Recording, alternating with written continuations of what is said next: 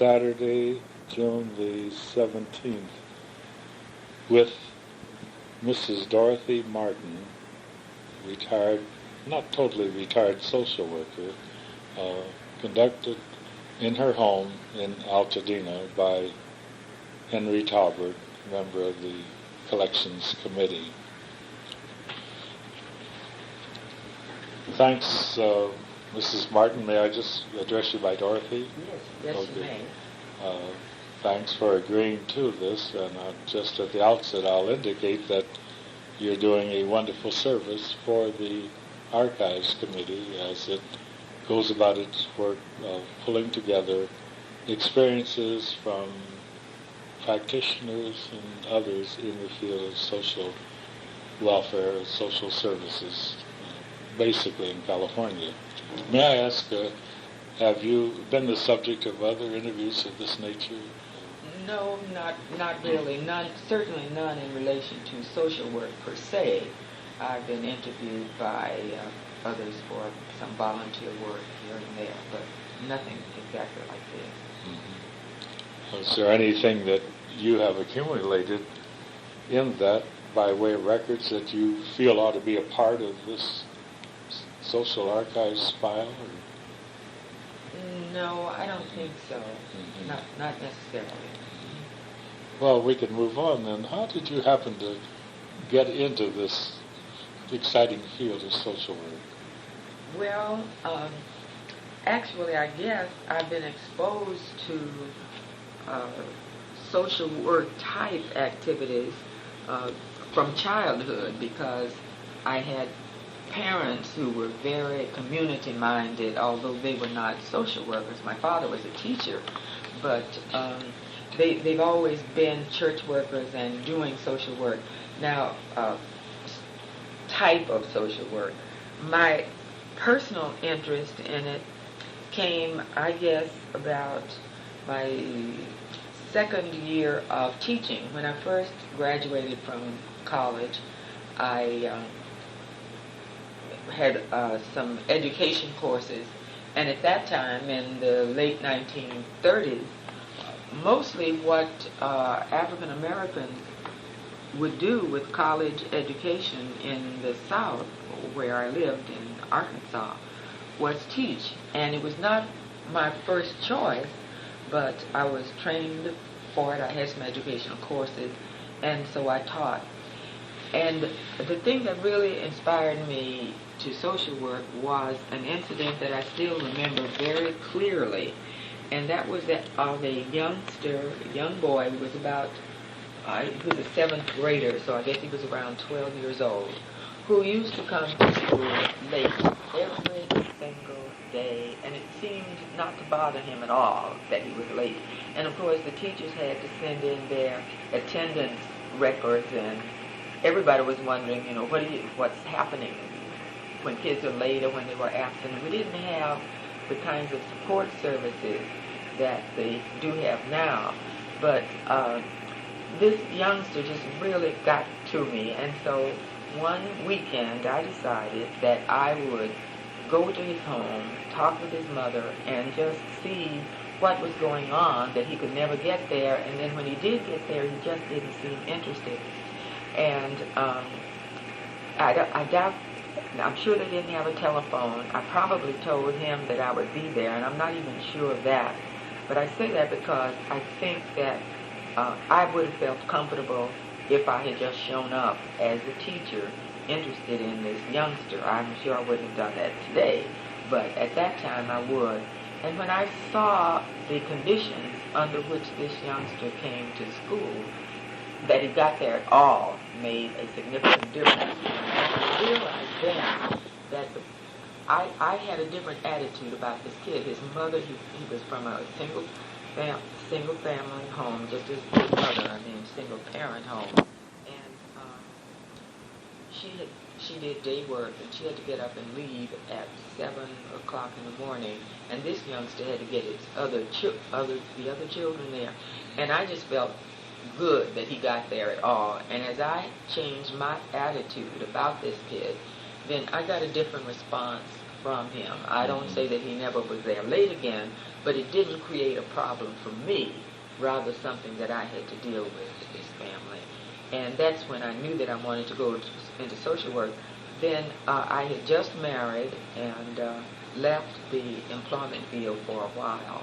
And then when I came back into the field, I had moved out of Arkansas, and it was social work that I wanted to go into. So I went into public welfare at that time. Oh, I see, because I was going to ask you what functions you've had in the field, and it's interesting that through teaching you were doing some work that you recognize as being a little different from the normal expectation of the teacher. Yes. Oh, well, that's wonderful.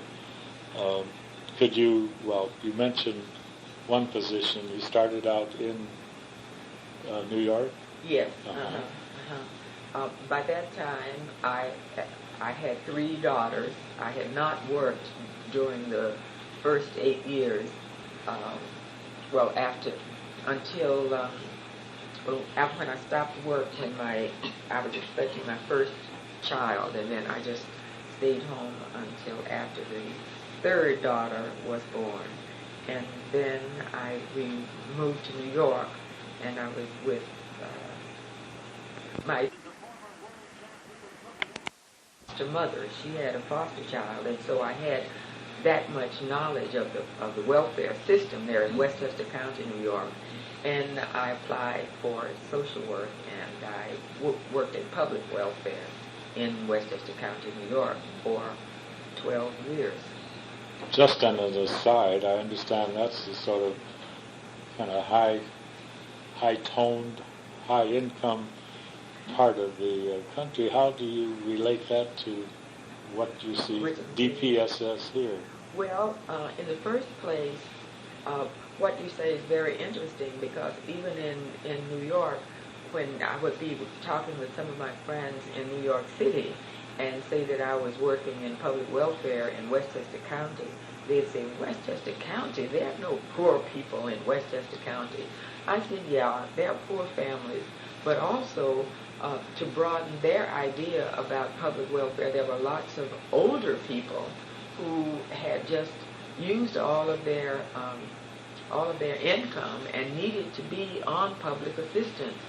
And so it wasn't just all the poor families, but there were all of the categories of public assistance.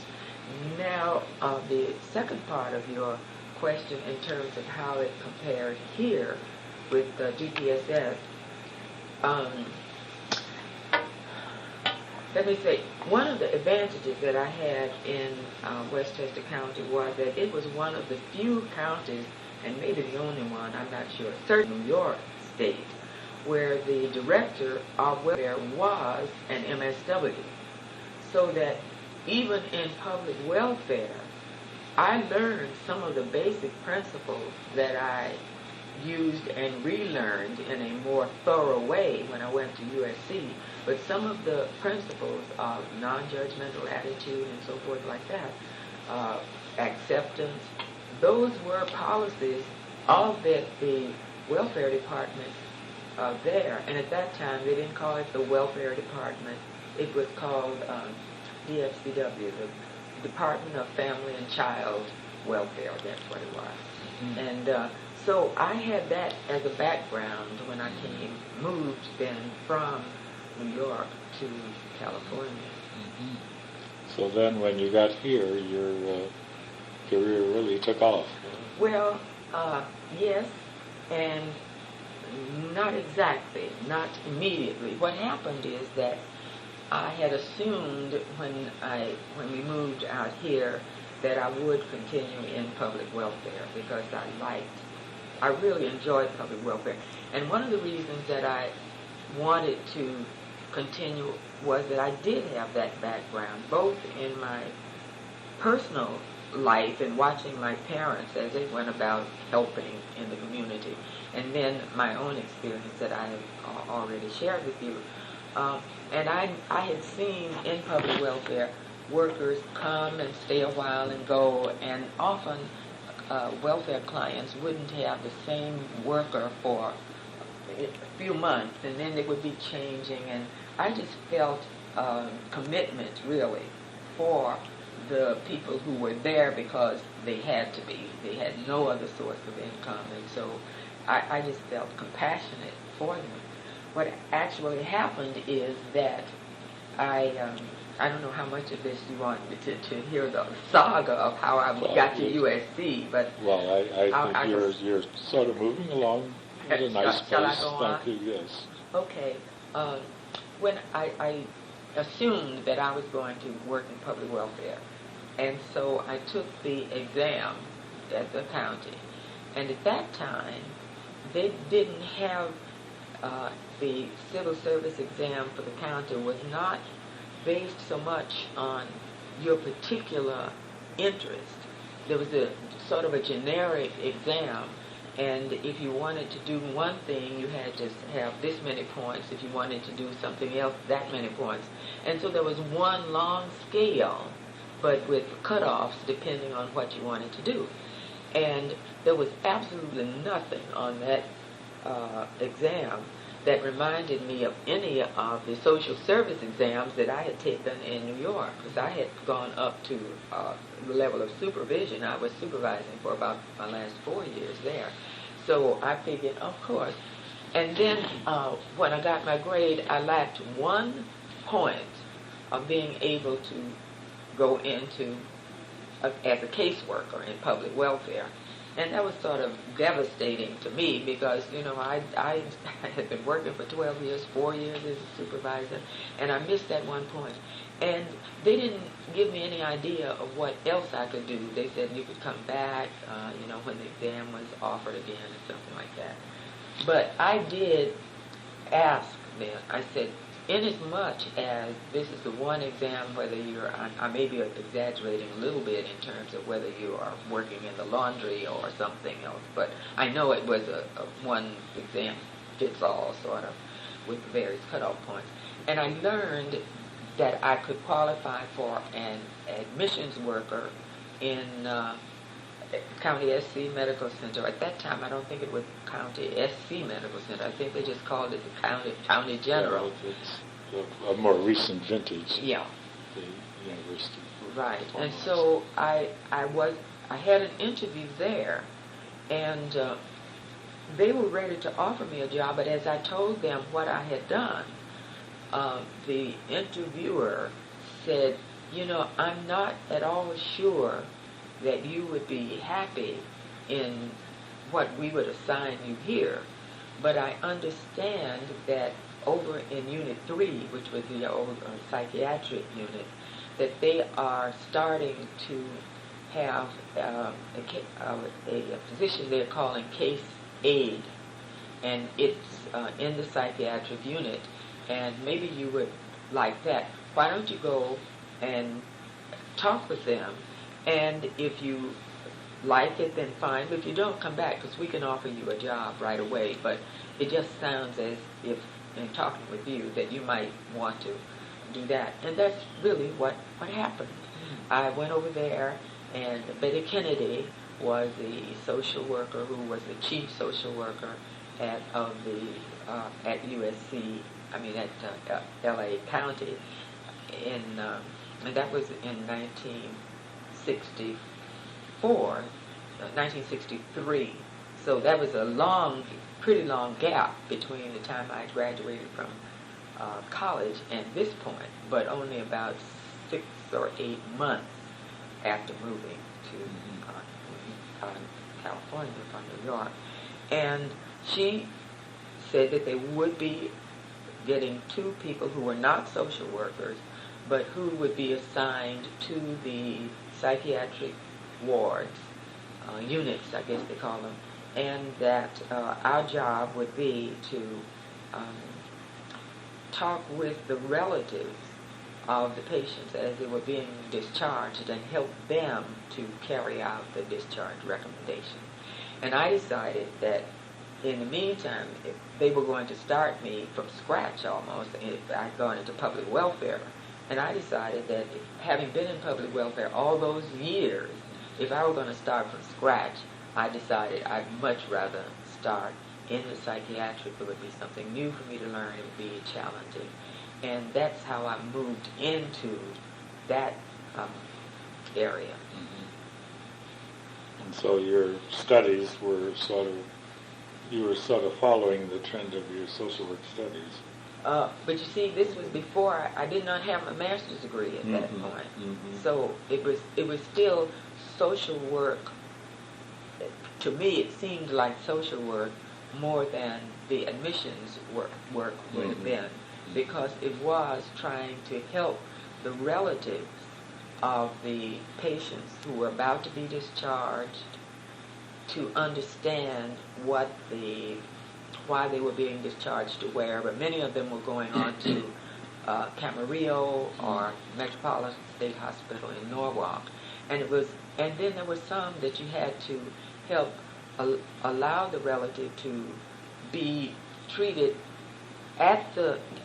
in Unit 3 at the psychiatric, because there were one or two wards that did have maybe something like up to 6 weeks of treatment, and sometimes you had to help people understand that the condition of that particular relative may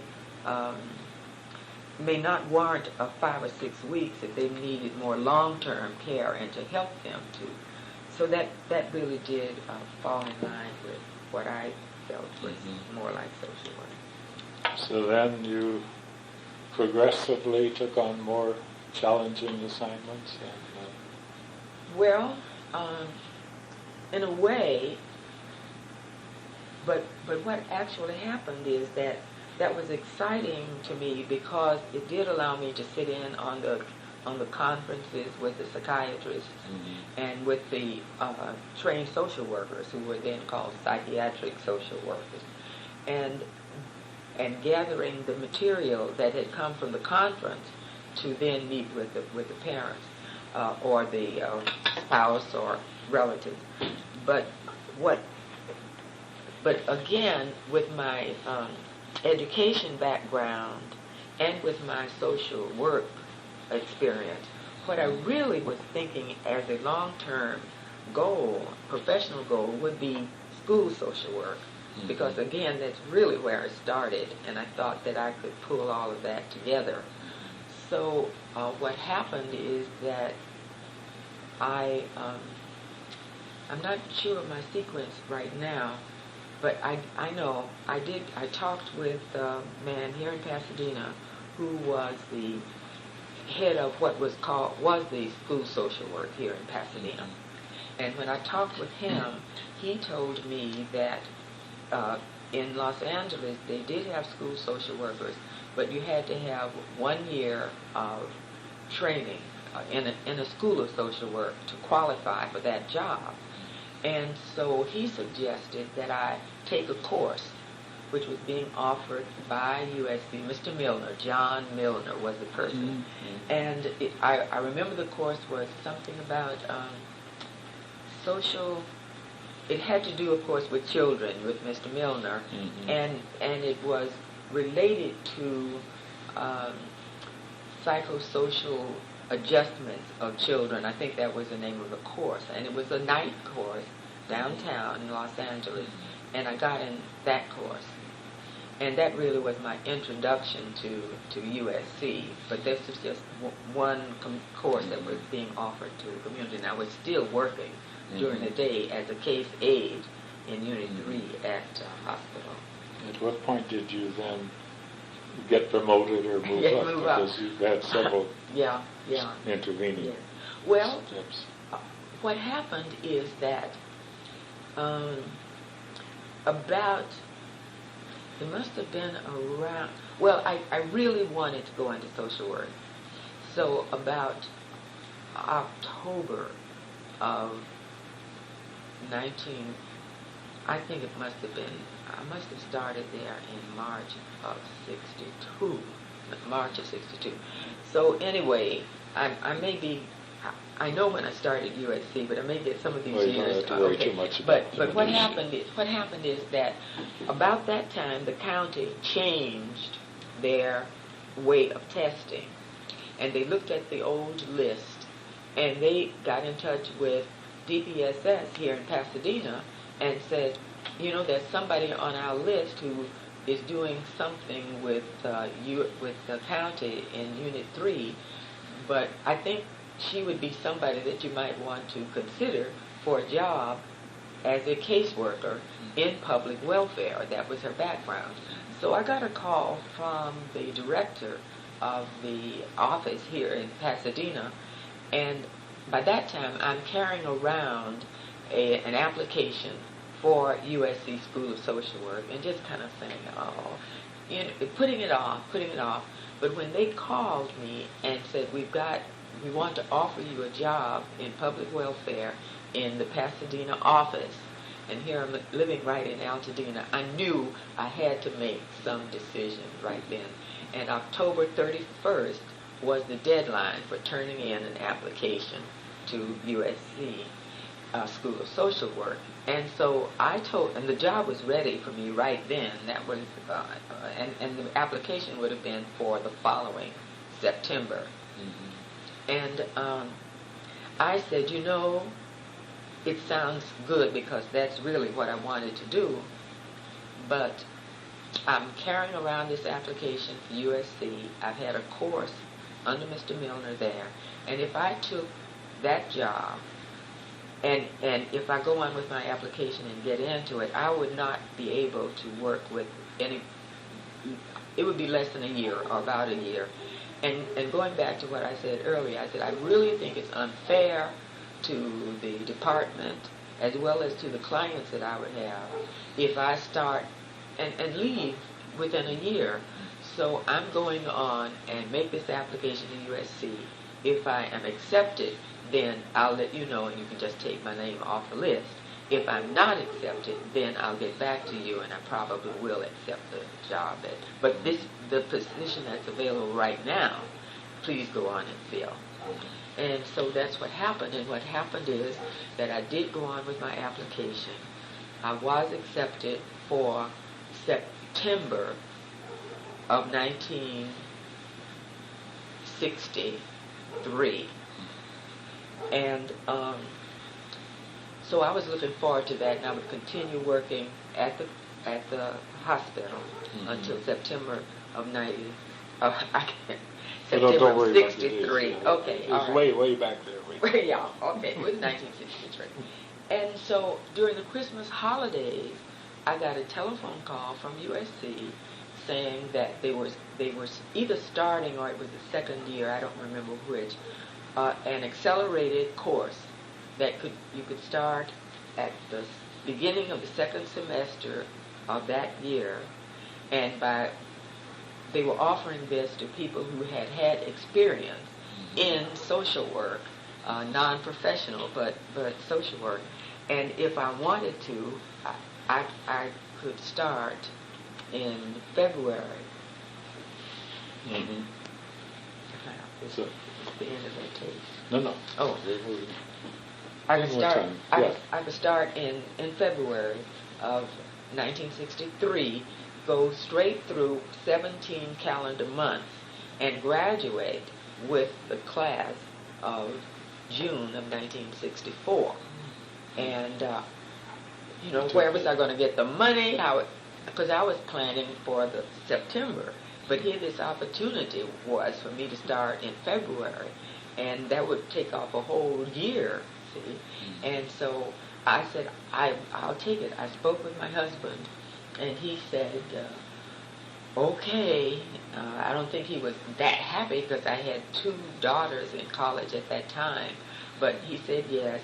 And then I had to sort of scramble around to see where my money was coming from.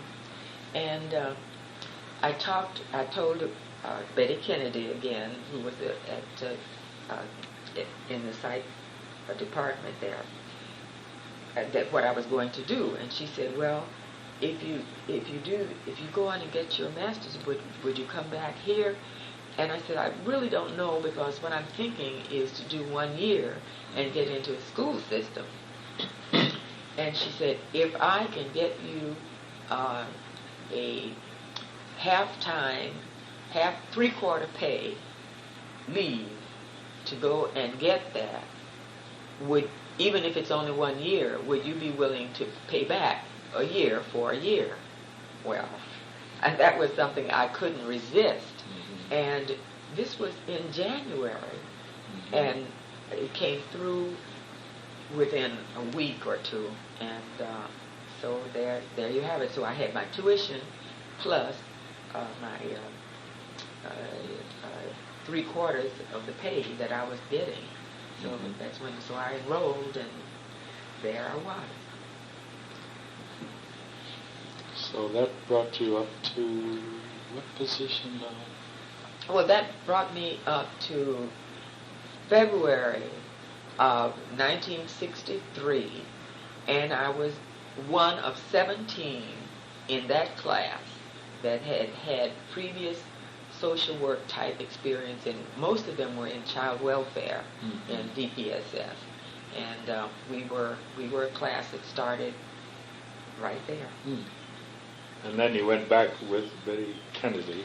No, you didn't. No, I didn't, because it got so exciting. I thought, why should I stop with 1 year?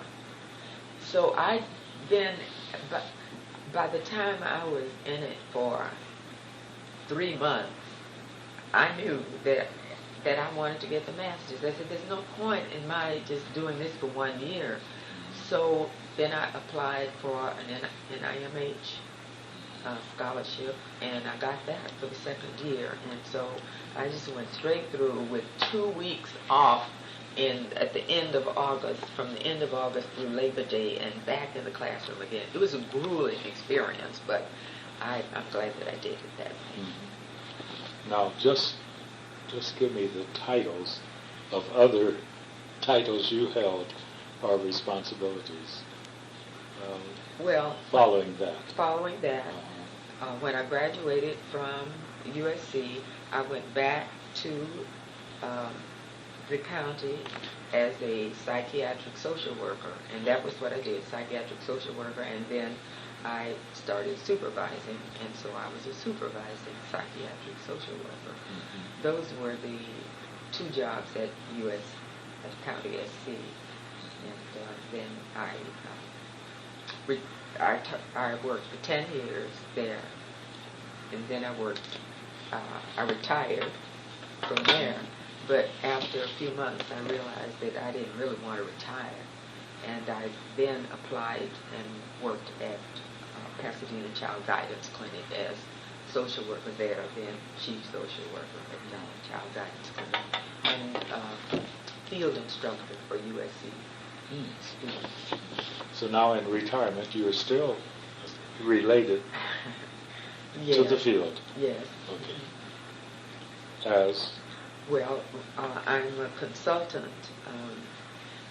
When I retired from the Child Guidance Clinic, I did that at a time when my husband was ill, and I really needed to be at home.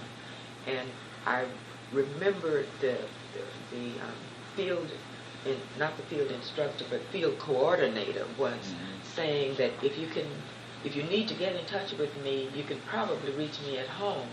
And then it suddenly dawned on me that maybe that wasn't a full-time job, and so I applied as a field coordinator at USC School of Social Work, and they took me on part-time because, again, my husband, I needed to be home more, but I couldn't take on a full-time job, but I wanted to do that, and I worked for that only a year, and after he passed a year later, and after that, I went back to doing a little bit more. So what I'm doing now is consultation work with nursing, with the staff of nursing and convalescents at homes, and I'm doing that out of Huntington Hospital's Senior Care Network.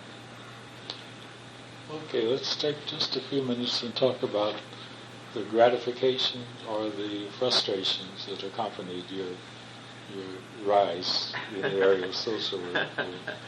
Well, there were a whole lot more gratifications than there were frustrations.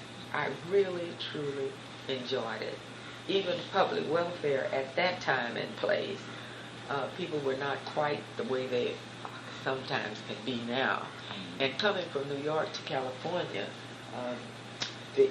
when I would think of slums in New York, coming to California, I couldn't even find the slums. It was just a whole other thing.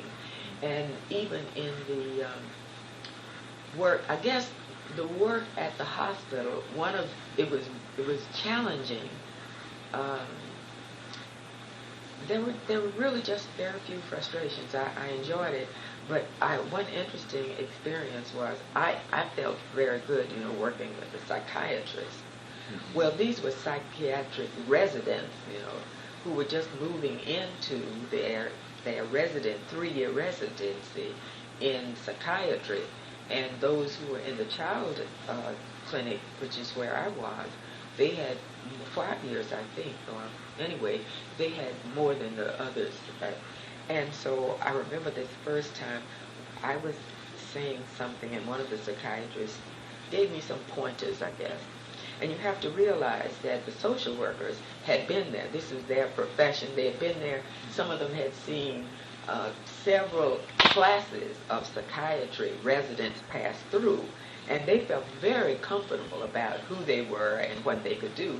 But I'm brand new in the field, and the psychiatrist is helping me with something, and I can remember saying to my supervisor at the time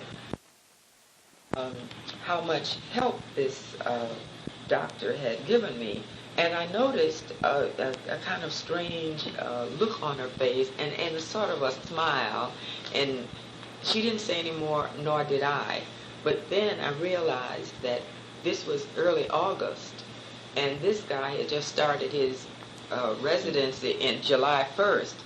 And he really didn't, and as years went by, and I had seen 2 or 3 groups go through, I realized how much more social work knew about what was going on than they did. Then I realized why my supervisors, I could understand the look that she gave and the kind of smile she gave when I was boasting sort of about what help I had gotten from this psych resident.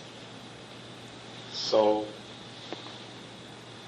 just to summarize that segment of it with your work there, and apparently it moved right along, and so you don't mention any major obstacles, so obviously you were doing something right. What were the things you were doing that were alleviating the problem of obstacles? I'm not so sure, except that I really enjoyed it. I enjoyed working with the families, helping them to understand the program, helping them to follow up the treatment, and trying to understand what obstacles they faced when they didn't follow up.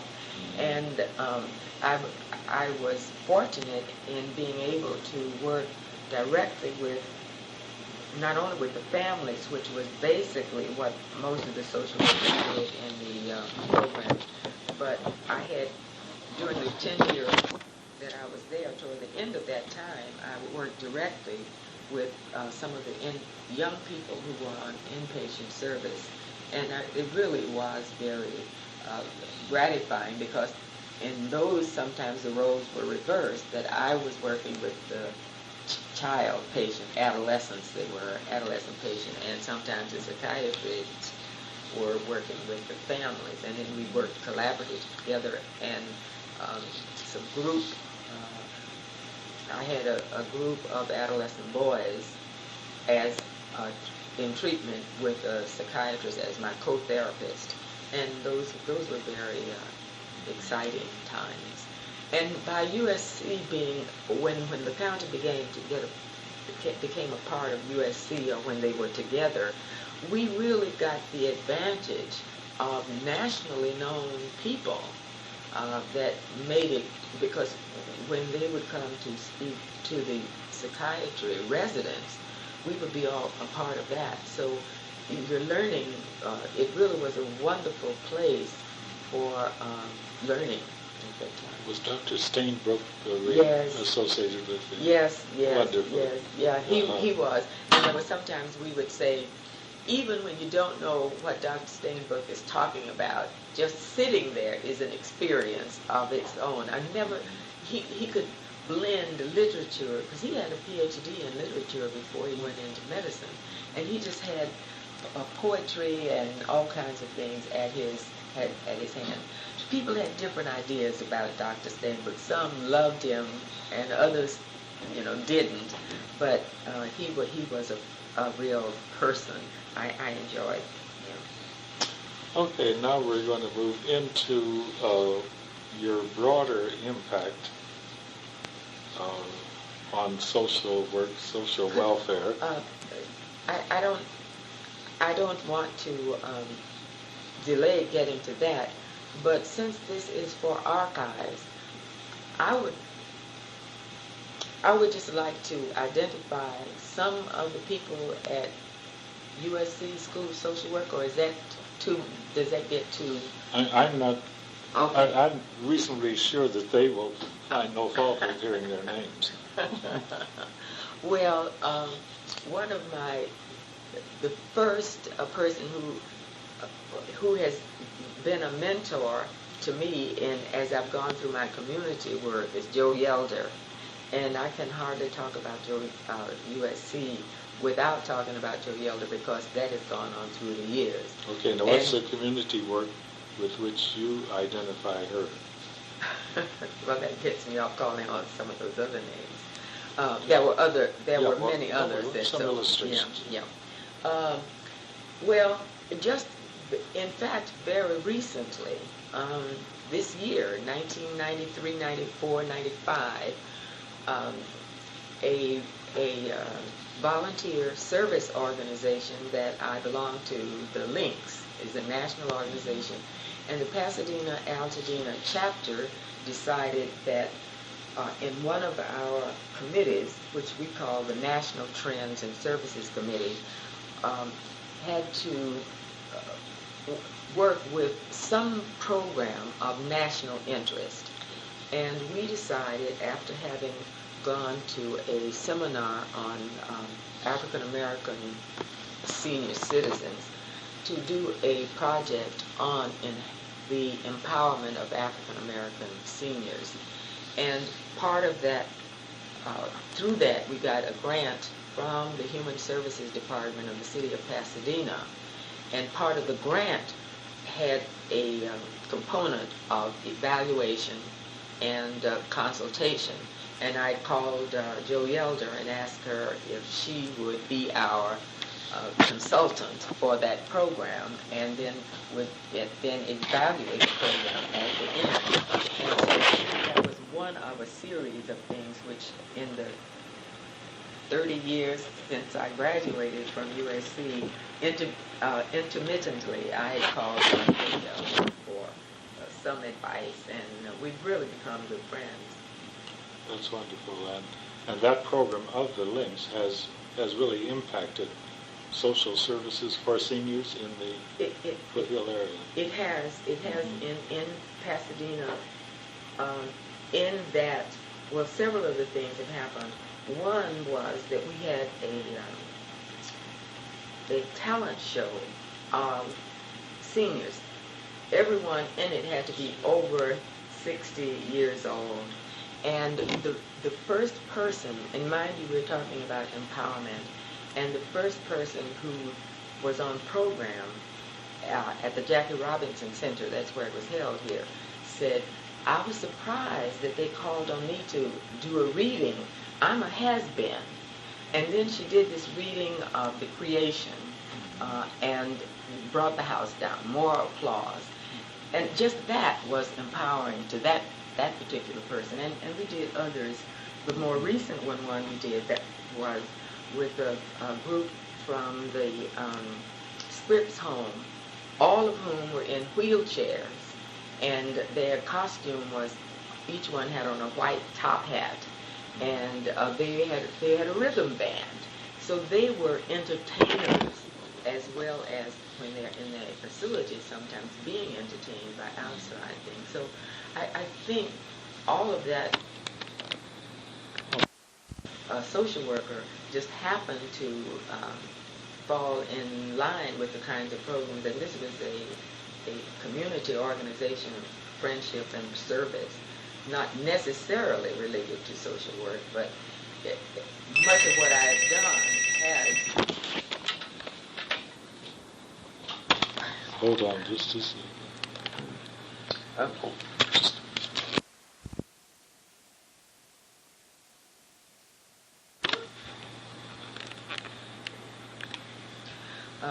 Much of what I've done, even as a volunteer in the community, has had components of social service connected with it.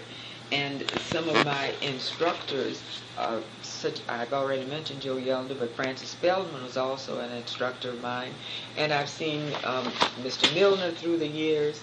And of course, the year that I worked at USC as a field coordinator, June Brown was head of the Family and Child Welfare section of the School of Social Work. So I have kept in pretty close contact with not only social work as a profession, but some of the people, leaders in social work during these years.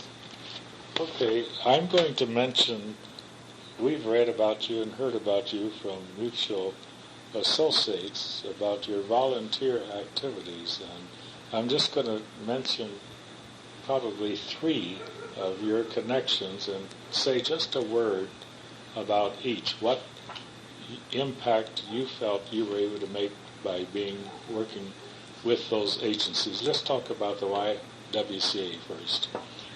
Well, YWCA is an organization that I had my first contact with as a child in Arkansas when they had the girl reserves, and there was no the races were separated. They were segregated. There were white YWCAs and black YWCAs.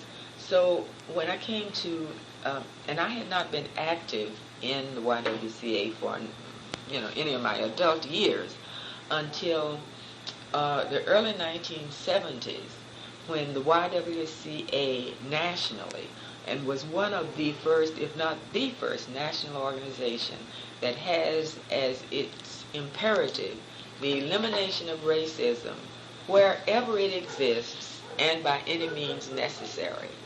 And I had just come on the YWCA board at that time when they asked me to chair the committee on the elimination of racism for the YWCA in Pasadena.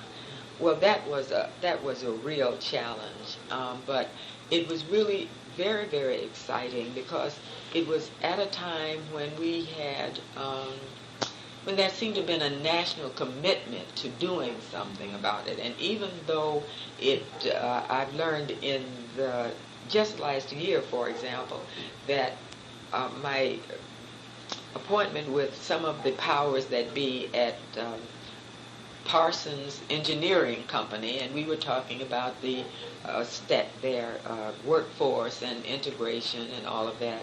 I learned only last year from one of the YWCA people who knew someone at Parsons who said in a meeting that this man had said, "That's a nice little old lady. Not little old lady. That's a nice little lady. Why doesn't she go home and take care of her children?" And you see, I just sort of ran in there. Now, in recent years, one of my friends who is African American was the first African American president of the Pasadena Junior League. At that time, 25 years ago, it would have been unheard of, but because I represented the YWCA, I was invited to a meeting of the Junior League in their home to talk about the imperative, and I had developed a questionnaire that triggered the thinking without being hostile and that sort of thing, but such things as if you were in an elevator alone and a black person came in there, and would you tighten your grip on your purse, that kind of thing, which was very exciting to me, and the response was good. Okay. Um, the challenge, Glen Hope. That's a current challenge. And I got involved with Glen's Hope. Well, first of all, let me tell you what Glen's Hope is. In a word, it is a residential program for for women recovering from substance abuse. And what is unique about it, to Pasadena at least, is that the women who have, if they have preschool-age children, they can have their children with them. I got involved with that because it started with a coalition of interested community people, and different organizations were asked to send representatives just to discuss it. And this was maybe 5 years ago, I guess. And I represented my organization on this coalition. It has been my social work skills have been challenged, not so much in direct service, but just in a board that is made up of people who work with recovering people on a community program, but not a residential program, and getting those people who know a lot about some of the things that recovering women face, but who know less about boardsmanship, and just trying to get the board to work together has been a great challenge, and we're still in process. The challenge has been amplified by the fact that it takes a lot of money, and we were so anxious to get the program going that we didn't have as much money as we should. So we have challenges on all levels with that program, but it is exciting. Nevertheless, it's needed as well. Great, thank you. Now, finally, on this topic, Pacific Oaks. Didn't that take you back to your educational roots in a sense? In a sense it did, because you were dealing with an educational setting, you're dealing with students. One of the differences is that when I taught, I was teaching junior high school students, and Pacific Oaks is a second year,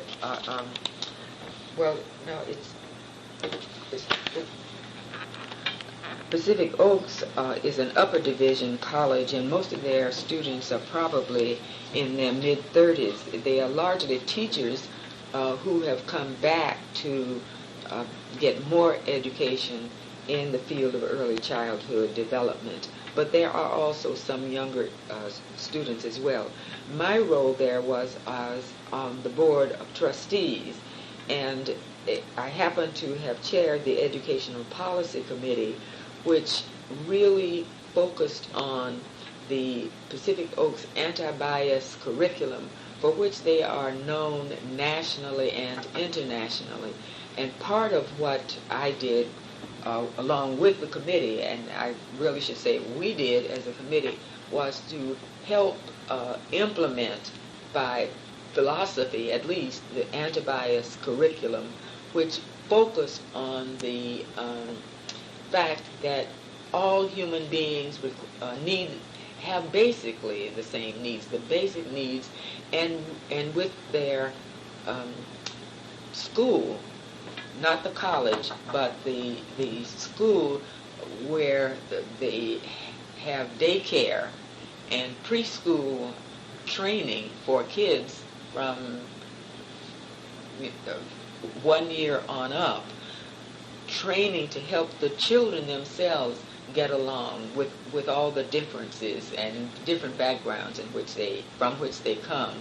So we saw the anti-bias curriculum in actual practice when you saw those teachers dealing with the youngsters.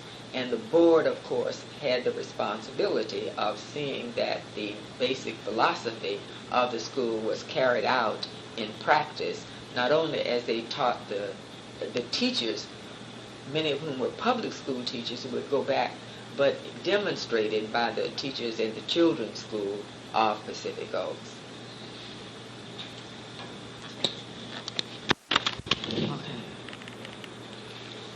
As you think back over your career, and look at the various things with which you've been associated in the public and the private sector, what stands out as a unique contribution of social work?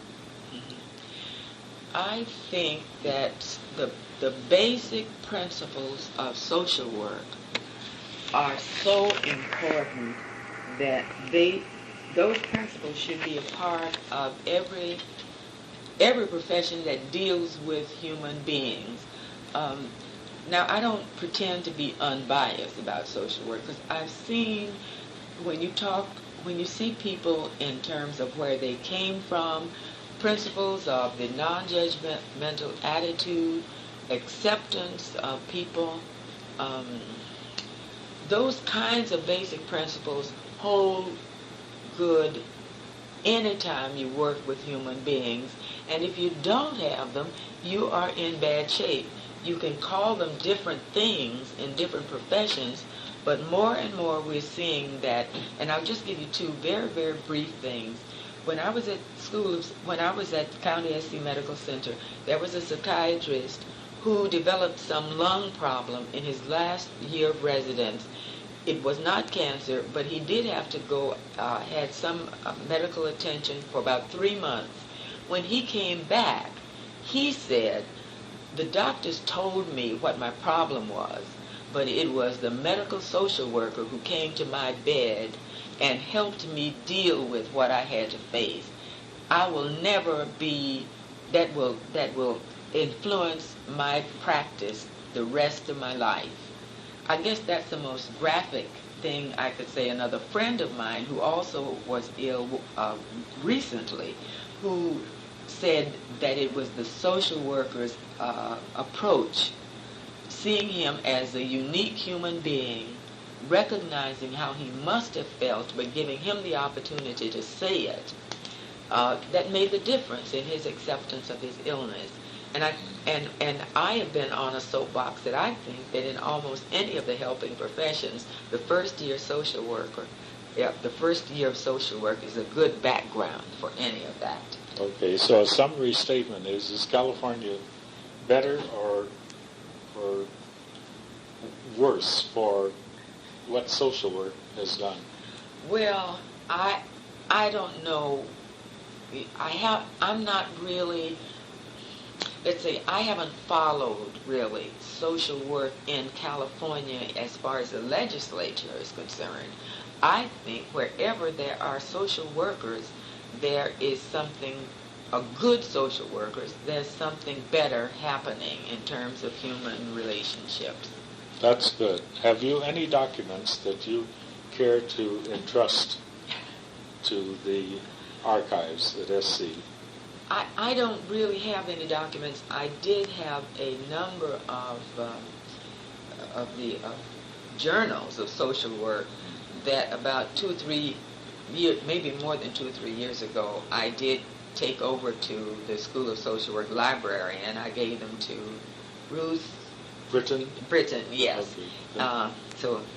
Well, thank you so much. I think this is going to enrich the archival shelves over at SC, and I hope you would take the time to go over sometime and look and see what your peers and others have been able to do. And in behalf of the Collections Committee, I certainly express our sincere thanks to you for the contributions you've made just on this tape, which reflect more significant contributions in the field. Thank you so much, Ms. Martin. Well, thank you so much, Mr. Talbert. I've enjoyed talking with you, and it's given me an opportunity to sort of reflect on my years as a social worker. Thank you very much.